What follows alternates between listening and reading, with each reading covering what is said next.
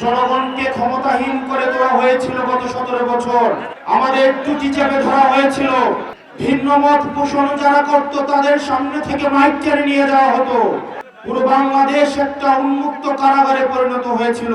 যারা ভিন্ন মত প্রকাশ করত তাদেরকে গুম করা হতো, ক্রস ফায়ারে দেওয়া হতো।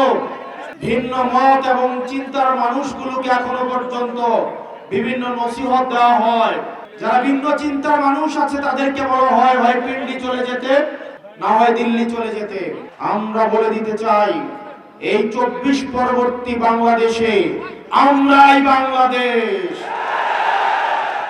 আমরা একটা দরিদ্র বান্ধব বাংলাদেশ গড়ে তুলব, যে বাংলাদেশে ভিন্ন চিন্তা এবং মতের মানুষদেরকে বলা হবে না তোমরা পিন্ডি চলে যাও, তোমরা দিল্লি চলে যাও। আমরা এমন একটা বাংলাদেশ গড়ে তুলব যে বাংলাদেশের মত প্রকাশের স্বাধীনতা যেমন থাকবে, ঠিক তেমন ভাবে দ্বিমত প্রকাশের স্বাধীনতাও থাকবে। আমরা এমন একটা বাংলাদেশ গড়ে তুলব যেই বাংলাদেশে কারো আপনি সংখ্যায় কম হন কিংবা বেশি হন, আপনি হিন্দু হন কিংবা মুসলমান হন, পাহাড়ের মানুষ হন কিংবা সমতলের মানুষ হন, খ্রিস্টান হন কিংবা সাঁওতাল হন, আপনার নিজস্ব কোনো পরিচয়ে, আপনার পরিচয়ের আড়ালে কোনো সুবিধা নিতে হবে না। বরং বাংলাদেশের নাগরিক হিসেবে আপনি সমান মানবিক মর্যাদা নিয়ে শান্তিতে এই বাংলাদেশে বাস করতে পারবেন। প্রিয় চট্টগ্রামবাসী, আমাদের ঐক্যবদ্ধ বাংলাদেশ 10 দলীয় যে জোট রয়েছে, সেই জোটের অধীনে আমরা এমন একটা বাংলাদেশ গড়ে তুলব যেই বাংলাদেশে কে বাংলাদেশি না বাঙালি এই ধরনের কটুতর্কের মধ্য দিয়ে বিভাজনের রাজনীতি আর জিয়ে রাখা হবে না, বরং একতার রাজনীতির মধ্য দিয়ে আমরা ফরওয়ার্ড লুকিং বাংলাদেশ গড়ে তুলব। সিলভার টিপ কন্ট্যাক্টে তৈরি নিরাপদ ও নান্দনিক ক্লিক সুইচ নির্ভরতা জীবন জুড়ে। কিন্তু তরুণ প্রজন্ম আপনারা যারা আছেন, আমরা আপনাদেরকে সতর্ক করতে চাই, আমরা একটা প্রজন্মগত লড়াইয়ে রয়েছি।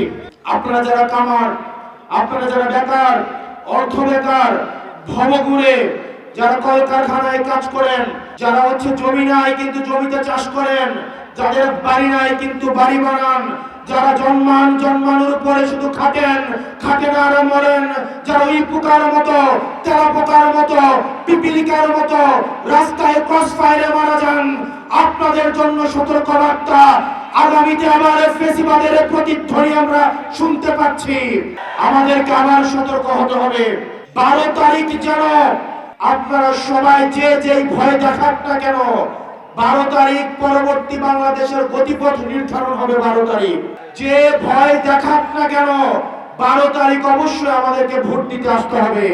আমরা যারা কেন্দ্র দখল করতে আসবে, যারা ব্যালট বাক্স ছিনতাই করতে আসবে, আপনারা বাসা থেকে, যদি এই চিন্তা থাকে আপনাদের, বাসা থেকে মা বাপের দোয়া নিয়ে বের হয়ে।